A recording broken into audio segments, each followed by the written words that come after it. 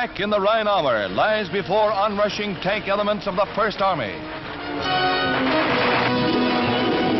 In a desperate defense of the Cathedral city, streetcars are used as roadblocks, but fail to stop the tanks which simply haul them along. So rapid is the tank advance that German strong points are overrun before effective resistance can be offered.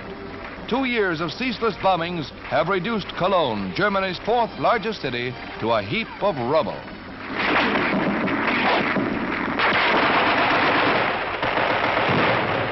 A fleeing Nazi car doesn't get far.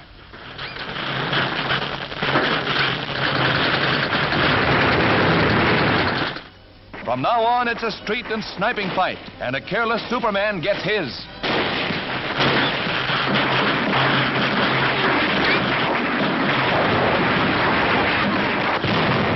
A German tank is within range. It's a direct hit, and the crew doesn't hang around long.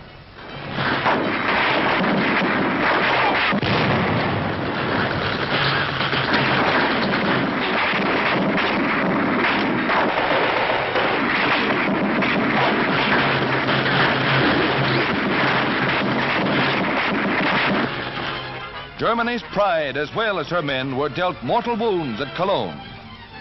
One of the finest tributes to Allied era marksmanship is the great Dome Cathedral, spared in a city which was virtually leveled. Thousands of Cologne's defenders were trapped before they could flee across the Rhine, and countless vehicles were blasted to bits, while retreating Nazis barely had time to destroy the famous Hohenzollern Bridge, Cologne's last link with the East Bank.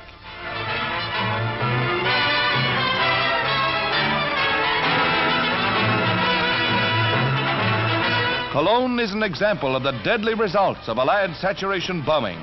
But already the American Chamber of Commerce is here. Apparently the inhabitants take the sign literally and stream back into the wrecked city.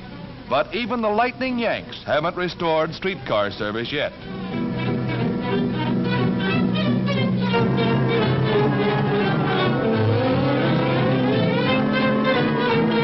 Signal Corps pictures show graphically the miracle of Cologne. The survival of one of Europe's most magnificent buildings in a Holocaust which engulfed a city of 750,000 persons. South of Cologne at Remagen, our troops made one of the most spectacular coups of the war in capturing the Ludendorff Bridge intact minutes before the Germans were to blow it up. Prisoners streamed back as our men crossed the Rhine to establish our first bridgehead on the east bank of the river. Enemy planes come over and anti-aircraft fights them off.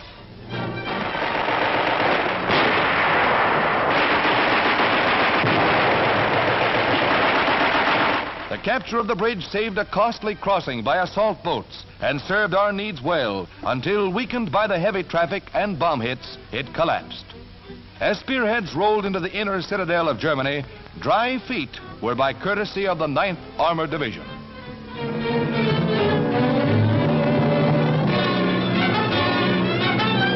Men and supplies pour out of the East Bank in a leap that caught the Germans by complete surprise and trapped thousands of prisoners.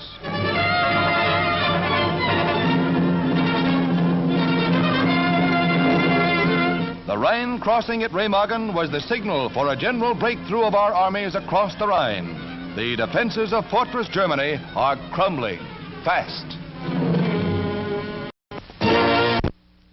United States delegates to the United Nations Security Conference meet with President Roosevelt in Washington. Left to right are Congressman Bloom, Dean Gildersleeve, Senator Conley. Chairman of the delegation, Stettinius, Commander Stassen, Senator Vandenberg, Congressman Eaton.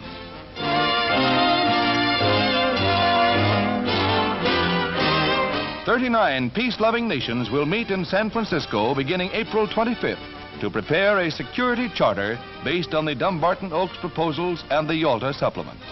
San Francisco's famous hotels, now overflowing with a wartime population, face a major housing problem with 3,000 visitors trying to occupy 2,300 rooms.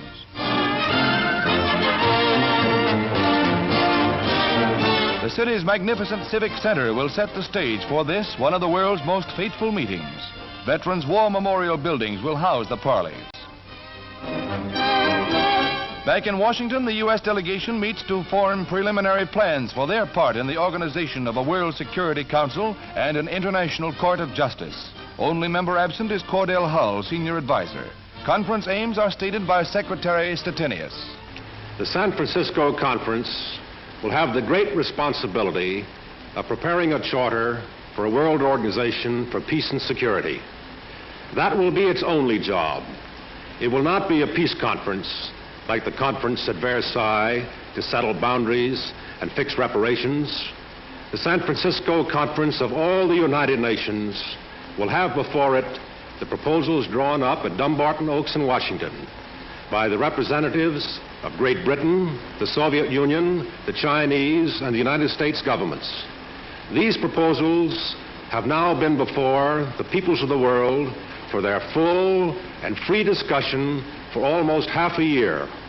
I am confident that the goal of a world security organization is now within our grasp.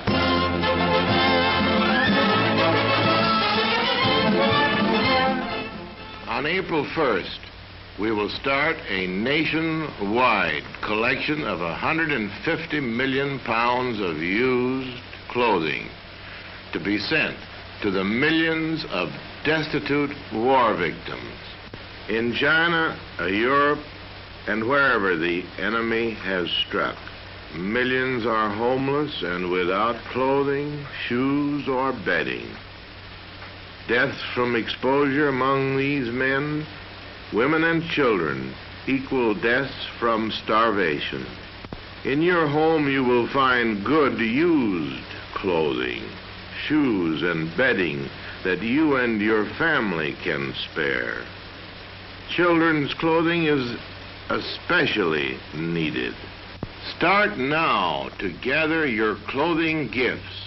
Your local clothing collection committee will announce the method of collection. Remember the date, April 1st to 30th, and don't forget,